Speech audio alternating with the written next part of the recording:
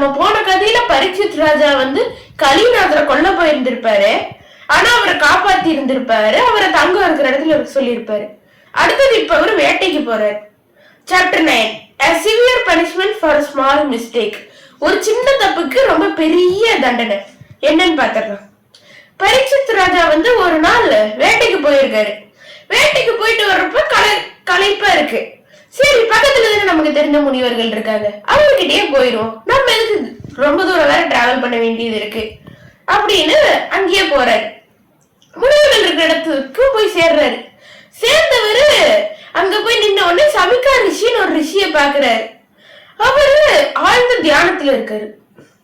ஆழ்ந்த தியானத்துல இருக்கிறதுனால பரீட்சித் அவருக்கு சுத்தமா தெரியல.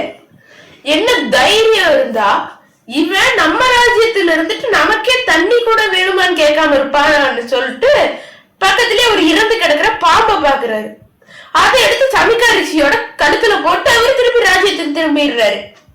நம்மள யாரும் அங்க அனுசரிக்கவே மாட்டேங்கிறாங்க, நம்ம எதுக்கு அங்க போய்கிட்டு திருப்பி ராஜ்யத்துக்கே வந்துடுறாரு. அதுக்கப்புறம் சமிகா ரிஷிக்கு ஒரு சின்ன பையன் ஸ்ரீநிகின்னு பேரு. அவன் அங்க இருக்கிற மத்த பசங்களோட விளையாடிக்கிட்டு இருக்கான்.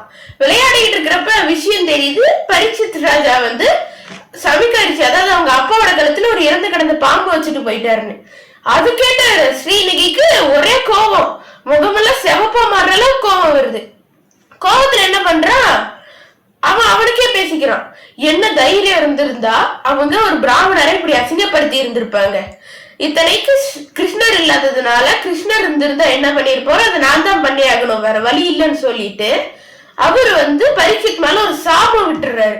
அந்த சாபம் என்னன்னா, இன்னையிலிருந்து 7 நாளுக்குள்ள நீங்க இறந்துருவீங்க, அதுவும் ஒரு பறவை பாம்பால கடிச்சுதான் இறப்பீங்கன்னு சாபம் விட்டுறான். சாபம் விட்டுட்டு திருப்பி வீட்டுக்கு வந்துடுறான், என்னாச்சுன்னு பாக்கலான்னு. வந்தவன் அவங்க அப்பா கழுத்துல ஒரு இறந்து கிடக்குற பாம்பை பார்த்த உடனே அழுக ஆரம்பிச்சிடுறான்.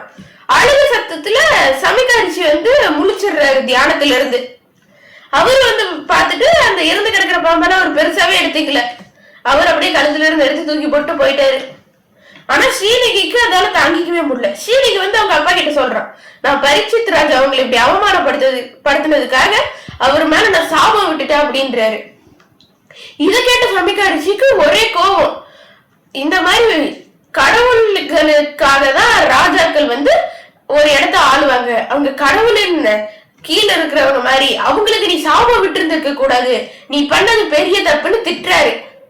அவர் திட்டினதுக்கு அப்புறமா பரீட்சித் ராஜா அந்த சாபத்துக்கு என்னென்னலாம் பண்ணாரு, அவரு எதிரில ஏதாவது சாபம் விட்டாரா, இல்ல இதுல இருந்து சாபத்துல இருந்து தப்பிச்சாரா இல்லையா அப்படின்றத அடுத்த கதையில பார்க்கலாம்.